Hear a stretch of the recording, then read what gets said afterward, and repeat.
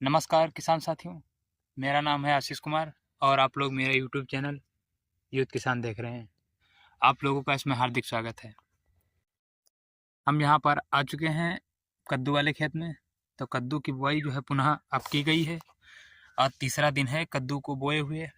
ये वीएनआर का जो है यूज किया गया है।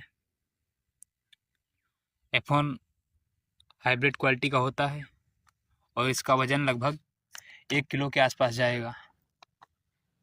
मतलब एवरेज वजन 1 किलो रहेगा जब हार्वेस्टिंग की जाएगी। तो अभी जो है कद्दू के जो है बुआई हुई है, लेकिन जो है पुराने वाले जो मतलब दोबारा बोया गया है इसमें, क्योंकि पुराने वाले जो बीज थे ये देख सकते हैं आप लोग। ये पुराने वाले थे, सारे जितने बीज थे सारे बीज जो है चूहों ने जो है खा लिए। लगभग मुश्किल से मुश्किल एक लाइन में जो है अच्छी जर्मिनेशन हुई, बाकी जो है सारे बीज जो है चूहे खा गए। तो अब दोबारा जो है जब बोया गया है इसमें तो बड़ी सावधानी से बोया गया है। उसमें बोने के लिए हम लोगों ने जो है जो चूहे मारने की दवा आती है उसका लेप बना के, और जो ये इसके कद्दू के सीड थे उसी लेप में मिक्स करके फिर बुआई की है, ताकि जो है चूहे ना काटें ना खाएं। क्योंकि बात ये रहती है कि कद्दू का बीज अंदर से थोड़ा मीठा लगता है। इसके मतलब ऊपर का छिलका हटा दें तो इसके अंदर का जो है जो वेस्ट होता है बहुत मीठा लगता है, इसलिए चूहे बहुत आसानी से उसको खा जाते हैं। और धान वाले खेत हैं तो इसमें चूहे आपको मिलेंगे ज़रूर। और जो पुराने पेड़ थे लगभग जो पहले बुआई हुई थी वो देख सकते हैं, इनकी ग्रोथ लगभग इतनी हो चुकी है, यानी कि इतने इतने पेड़ हो चुके हैं। अब ये पूरे जाड़े भर लगभग थोड़ा मतलब जो है 1 फीट तक जाएंगे, बस हद है। क्योंकि ग्रोथ में आप लोग देखेंगे तो एकदम बहुत स्लो इनकी ग्रोथ चल रही है, क्योंकि थोड़ा जो है ठंडक काफ़ी ज़्यादा पड़ रही है। और जब तक ठंडक पड़ेगी तब तक इनकी ग्रोथ जो है इसी पोजीशन में चलती रहेगी। और ठंडक के जब पड़ रही तो आलू की ग्रोथ तो बराबर कंटिन्यू चल ही रही है, और आलू में जो स्प्रे हो रहा है बराबर इसमें भी स्प्रे किया जा रहा है। जिन पेड़ों का जो है जर्मिनेशन हो चुका है उन पेड़ों को बचाने के लिए हम लोग इन पर जो है 1 हफ्ते में हल्का हल्का M45 का स्प्रे कर सकते हैं। आप लोग इसमें देखेंगे तो M45 का स्प्रे आपको पड़ा नज़र आएगा। कायदे से देखेंगे तो आपको जो है नज़र आ रहा होगा कि इस पर इस M45 का स्प्रे हो चुका है। M45 के स्प्रे से जो पाला वगैरह पड़ता है, जब पाले से जो है बहुत आसानी से बच जाता है M45 के स्प्रे से। और चूंकि आलू का खेत है उसमें M45 का स्प्रे करना पड़ता है, और उसी के साथ इसमें भी जो है स्प्रे कर दिया जाता है, तो फ़ायदा दोनों को हो जाता है। तो ये वाली लाइन जो है पुरानी है, जो काफ़ी ज़्यादा जो है अच्छी ग्रोथ में चल रही है। बाकी 2 लाइनों में, एक लाइन में तो मुश्किल से 4-5 पेड़ का जर्मिनेशन हुआ, बाकी पेड़ का जर्मिनेशन ही नहीं हुआ। कुछ पेड़ काफ़ी ज़्यादा बड़े हो चुके हैं, आपको नज़र आ रहे होंगे।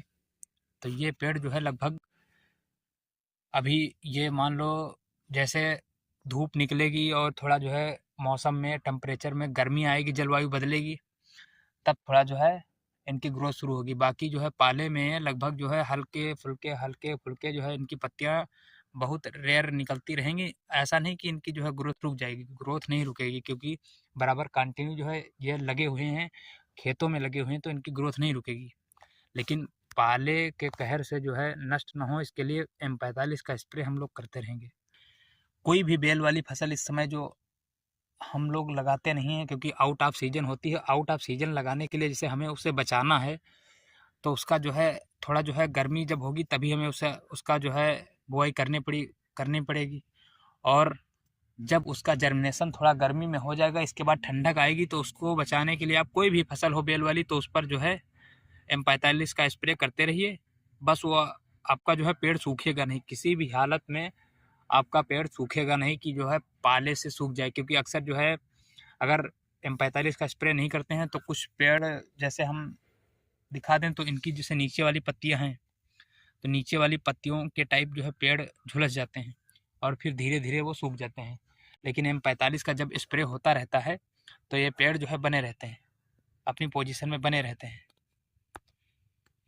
और अभी इसमें सिर्फ M45 डालनी है, क्योंकि हमें ज़्यादा ग्रोथ चाहिए भी नहीं, क्योंकि हम एक साथ 2 फसलें ले रहे हैं, और जब एक साथ हम लोग 2 फसलें ले रहे हैं तो हमें इसलिए ग्रोथ नहीं चाहिए, क्योंकि हमें आलू की खुदाई मशीन से ही करनी है, और आलू की खुदाई लास्ट फरवरी में होनी है।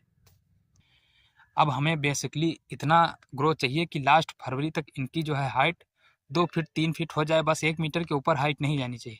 तो इसके लिए हम लोग इन्हें जो है बस इतना स्प्रे करेंगे कि जो है ये जीवित रहें बस। और जब ये जीवित रहेंगे तो जैसे उधर फरवरी ख़त्म होगी और आलू खुदेगा हम लोगों का, इसके बाद हम लोग सिंचाई देंगे और फिर खाद वगैरह का प्रयोग करेंगे। इसमें खाद वगैरह कोई नहीं प्रयोग कर रहे हैं, सिर्फ जो है M45 का प्रयोग कर रहे हैं। बाकी जो मान लो M45 का आलू में भी प्रयोग कर रहे हैं, इसमें भी कर रहे हैं।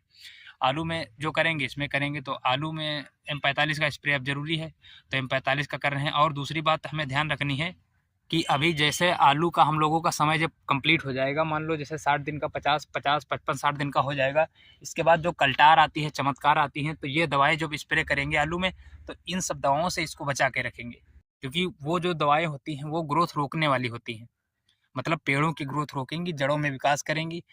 तो हमें इनमें जो है पेड़ों की ग्रोथ नहीं रोकनी, पेड़ों की ग्रोथ कंटिन्यू चलने देनी है। तो इसके लिए हम लोग जो है उन दवाओं से जो है ये जो है कद्दू के पेड़ अपने बचा के रखेंगे, वरना फिर इनकी ग्रोथ रुक जाएगी तो फिर दिक्कत होगी आगे आगे फिर ग्रोथ ये पेड़ सही नहीं हो पाएंगे।